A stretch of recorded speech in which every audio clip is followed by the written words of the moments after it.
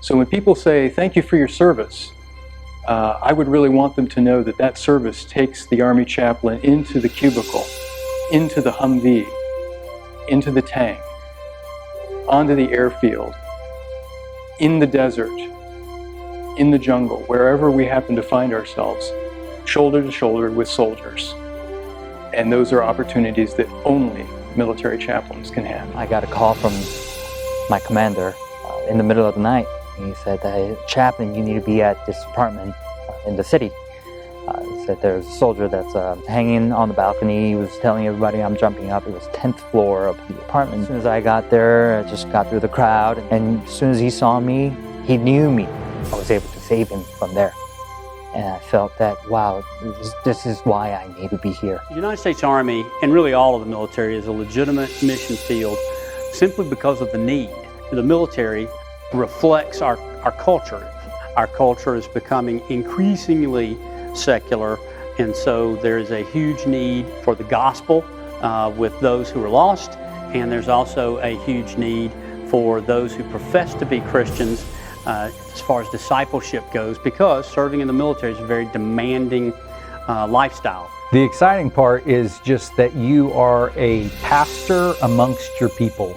Commanders rely on you to help take care of soldiers and their families for their spiritual needs, their family needs, whatever needs they have, they expect the chaplain to be a part of that, both in a counseling setting and from the pulpit. There are concerns that has the chaplaincy really prepared you for civilian pastoral ministry?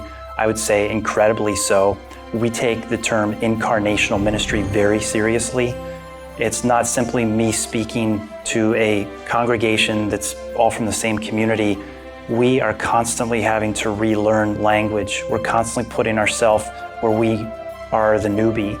And so I've had to learn to pray prayers in pilot lingo, and all of a sudden they start to get it when I'm saying God is the one who enables the physics to work so that the plane flies and makes your body able to work so that you can fly it.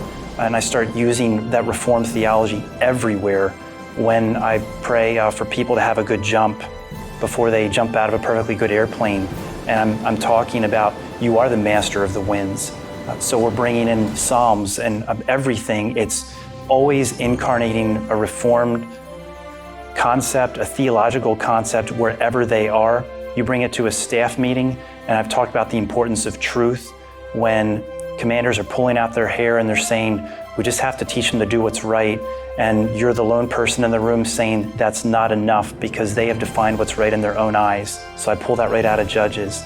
And then you talk about not doing things in your own strength when they've come to the end of themselves. And I've seen lieutenant colonels and colonels literally just broken, and they're the leader. You're talking to them about Christ and redemption, that God can even forgive this. He can change you. He really can do this, that he understands suffering, and he will change your heart if you will trust in him and stop relying on your rank, because in the military culture, we get caught up in achievement and accomplishment, and guess what? None of that works at the foot of the cross.